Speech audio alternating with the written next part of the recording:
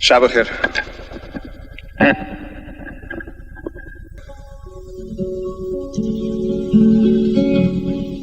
قابل بحث ندارم سخنی، خاموشم و در این یخزده ایام هیاهویم نیست. قابل بحث ندارم سخنی، خاموشم و در این یخزده ایام هیاهویم نیست. گرمی و شوقم نیست، بودنم پوشالی است و رگ عمر عزیز میزند، لیک درونش خالی است. فرامرز اصلانی خودش به همان بی‌ادبی خانگاه‌هایش بود که در آنها انگار قبل از هر کس و همه با خودش حرف میزند.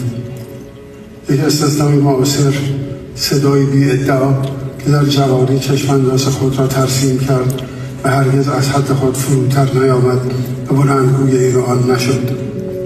مهربانم گوش کن گویی، هیچ کس یاد پرستوها نمی افتد. کوچه ما دیگر نه با فصل است،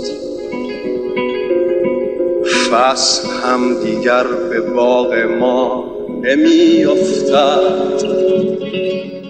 خود ساخته فروتن که روزگاری پیشتر میتوانست یکی از دورگردان کهن باشد که سخن با ساز میگفتند و خود همان آهنگ ساده و پاک و روشن خود بودند.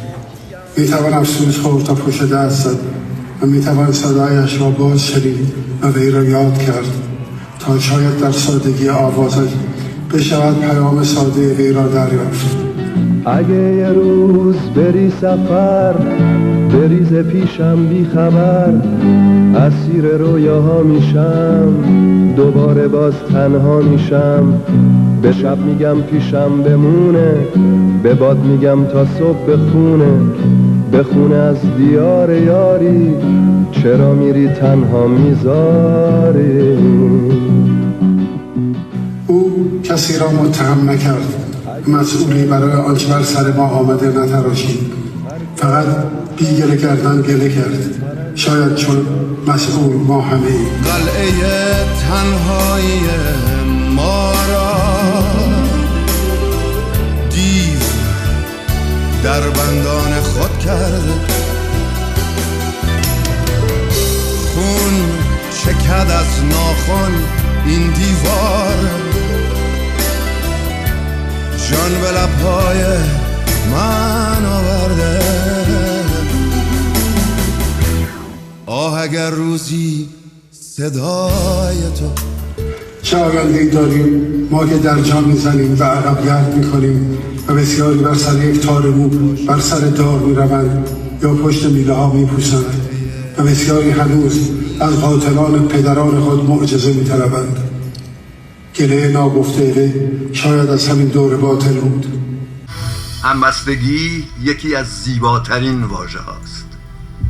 این پیوند ناگسستنی میان شما زنان و مردان دلیری که اینک هفته هاست در خیابانهای ایران هستید و ما که در شهرهای اروپا و آمریکا از شما پشتیبانی میکنیم، پیوندی ناگسستنی است. هیچ نیرویی نمیتواند میان ما و شما جدایی بیندازد.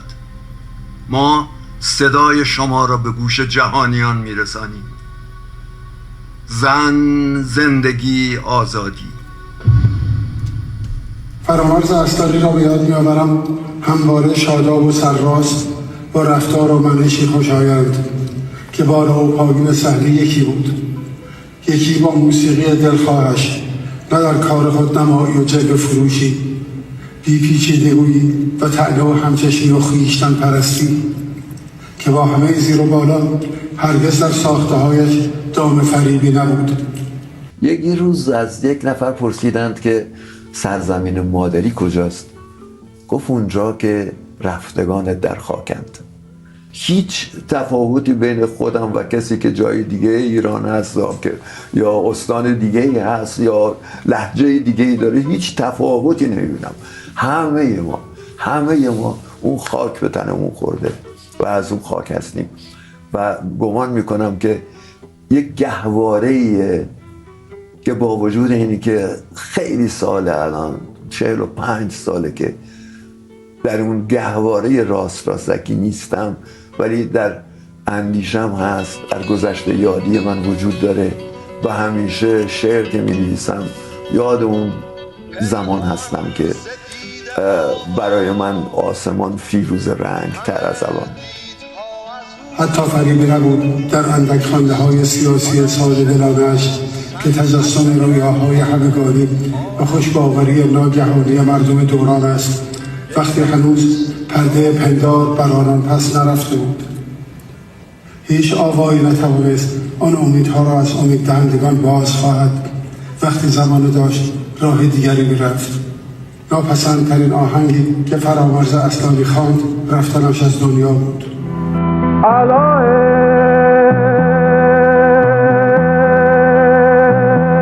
یاهوی وحشی کجایی